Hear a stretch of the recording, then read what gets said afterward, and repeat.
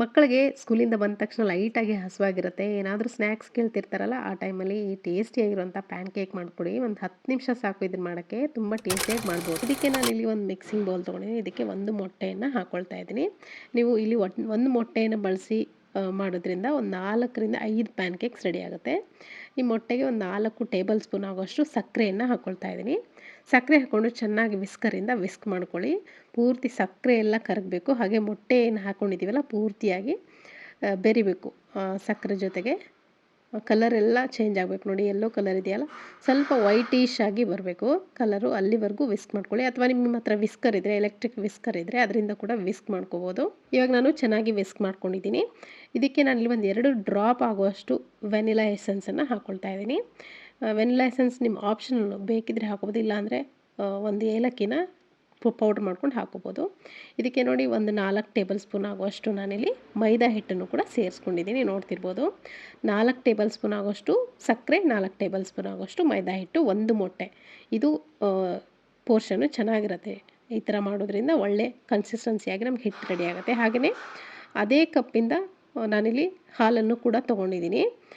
ಹಾಲು ನೋಡಿ ಚೆನ್ನಾಗಿ ವಿಸ್ಕ್ ಮಾಡ್ತಾ ನಿಮ್ಗೆ ಎಷ್ಟು ಬೇಕೋ ಅಷ್ಟು ನೋಡ್ಕೊಂಡು ಹಾಕ್ಕೋಬೇಕು. ಒಂದು ಫ್ಲೋಯಿಂಗ್ ಕನ್ಸಿಸ್ಟೆನ್ಸಿಯಲ್ಲಿ ಇದು ಬ್ಯಾಟರ್ ಇರಬೇಕಾಗತ್ತೆ. ಸೊ ಹಾಲನ್ನು ನೋಡ್ಕೊಂಡು ಹಾಕ್ಕೊಂಡು ನೀವು ಮಿಕ್ಸ್ ಮಾಡ್ಕೋಬೇಕಾಗತ್ತೆ. ಒಟ್ಟಿಗೆ ಜಾಸ್ತಿ ಹಾಕೋಬೇಡಿ. ಇವಾಗ ಈ ಕನ್ಸಿಸ್ಟೆನ್ಸಿಲಿ ನಾನು ರೆಡಿ ಮಾಡಿ ಇಟ್ಕೊಂಡಿದ್ದೀನಿ. ಇವಾಗ ಪ್ಯಾನ್ ಕೂಡ ಬಿಸಿ ಇಟ್ಕೊಂಡಿದ್ದೀನಿ ಆಲ್ರೆಡಿ. ಲೋ ಫ್ಲೇಮಲ್ಲಿ ಇಟ್ಕೊಂಡು ಹಾಕ್ಕೋಬೇಕು. ಒಂದೇ ಒಂದು ಸೌಟ್ ಆಗೋಷ್ಟು ಹಾಕ್ಕೊಂಡು ಅದನ್ನು ನೀವು ಸೌಟಿಂದ ತಿರುಗಿಸ್ಬಾರ್ದು. ಜಸ್ಟ್ ತಾನೇ ಸ್ಪ್ರೆಡ್ಡಾಗಿ ಹಾಕ್ಬಿಟ್ಬಿಡಿ. ಮುಚ್ಚಳ ಮುಚ್ಚಿ ಒಂದು 2ರಿಂದ 3 ಸೆಕೆಂಡ್ ಅಥವಾ ಒಂದು 5ರಿಂದ 8 ಸೆಕೆಂಡ್ ಬಿಟ್ಬಿಡಿ. ಅದಾದಮೇಲೆ ಮುಚ್ಚಳ ಲಿಡ್ಡನ್ನು ಓಪನ್ ಮಾಡಿ ಈ ಥರ ಸ್ಪೂನಿಂದ ತಿರುಗಿಸಿ ಹಾಕಬೇಕು. ಮಕ್ಳಿಗಂತೂ ತುಂಬ ಇಷ್ಟ ಆಗುತ್ತೆ. ಖಂಡಿತ ಈ ವಿಡಿಯೋ ನೋಡಿದ್ಮೇಲೆ ನೀವು ಕೂಡ ಸ್ನ್ಯಾಕ್ಸ್ಗೆ ಅಂಥೇಳಿ ಸ್ಕೂಲಿಂದ ಬಂದ ತಕ್ಷಣ ಮಾಡಿಕೊಡಿ. ತುಂಬ ದಿಢೀರಾಗಿ ಮಾಡ್ಬೋದು, ಟೈಮೇ ಬೇಕಾಗಿಲ್ಲ. ಇವಾಗ ಫ್ಲಿಪ್ ಮಾಡ್ಕೊಂಡು ತಿರುಗಿಸಿ ಹಾಕಾದ್ಮೇಲೆ ಒಂದು 5ರಿಂದ 8 ಸೆಕೆಂಡು ಮತ್ತೆ ಬಿಡಬೇಕು. ಅಥವಾ ಸ್ವಲ್ಪ ಚೆನ್ನಾಗಿ ಬೇಯೋವರೆಗೂ ಬೇಯಿಸ್ಕೊಂಡು ತೆಗೆದ್ರೆ ಆಯಿತು. ತುಂಬ ಬೇಗ ಬೇಯುತ್ತೆ. ಸೊ ಇವಾಗ ಇದೇ ಥರ ಒಂದು 4ರಿಂದ 5 ಪ್ಯಾನ್ ಕೇಕ್ಸ್ ರೆಡಿ ಆಗುತ್ತೆ. ನಾನಂತೂ ರೆಡಿ ಮಾಡಿರುವಂಥ ಬ್ಯಾಟರ್ಗೆ.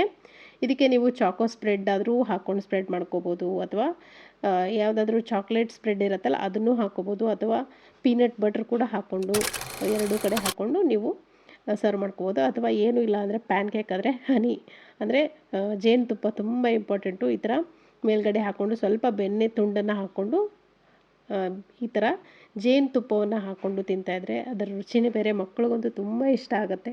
ಖಂಡಿತ ನೀವು ಕೂಡ ನಿಮ್ಮ ಮಕ್ಕಳಿಗೆ ಮಾಡಿಕೊಡಿ, ತುಂಬ ಇಷ್ಟಪಟ್ಟು ತಿಂತಾರೆ. ಸೊ ಒಂದು ಒಳ್ಳೆ ಸ್ನ್ಯಾಕ್ಸ್ ರೆಸಿಪಿ ಅಂತ ಹೇಳ್ಬೋದು. ಸೊ ಇವತ್ತಿನ ಈ ರೆಸಿಪಿ ಇಷ್ಟ ಆಗಿದ್ರೆ ಲೈಕ್ ಮಾಡಿ. Thank you.